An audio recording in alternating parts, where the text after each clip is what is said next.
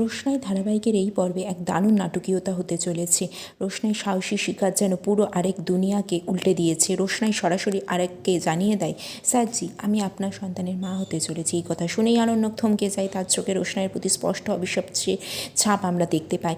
এরপর আরণ্যক প্রচণ্ড রেগে গিয়ে বলে, তুমি মিথ্যে বলছো রোশনাই, এটা কখনোই হতে পারে না। কিন্তু রোশনাই আত্মবিশ্বাসের সঙ্গে জানিয়ে দেয়, আমি মিথ্যে বলছি না স্যার, আমার গর্ভের এই সন্তান আপনারই। তবে আরও কিছু কথাতেই রোশনাইয়ের কথা বিশ্বাস করতে পারেন এবং পাল্টা বলে, তুমি মিথ্যে বলছো রোশনাই, এই মিথ্যেকে সত্যি প্রমাণ করার চেষ্টা করছো।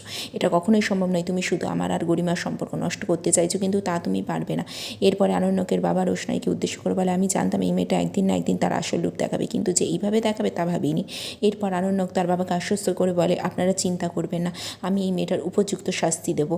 কিন্তু রোশনাই ছেড়ে দেওয়ার পাত্রী নয়, সে পাল্টা উত্তর দেয়, আপনি যাই ব্যবস্থা করুন না কেন স্যারজি, সত্যিটাকে কখনো বদলাতে পারবে না। এরপর মিনির মা মানে আরণ্যকের জেঠি আরণ্যককে বোঝায়, বাদশা যদি রোশনাই সত্যি গর্ভবতী হয় তাহলে তোমার উচিত তার দায়িত্ব নেওয়া।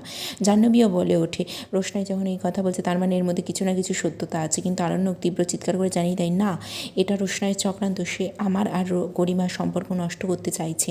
রোশনাই নির্ভীকভাবে আরণ্যককে জানিয়ে দেয়, আপনি যাই ভাবুন না কেন আমার এই গর্ভের সন্তানকে কখনোই অস্বীকার করতে পারবেন। আরেকটা কথা মনে রাখবেন, আমার সন্তানের ব্যক্তি পরিচয় নিয়ে বাঁচার অধিকার আছে।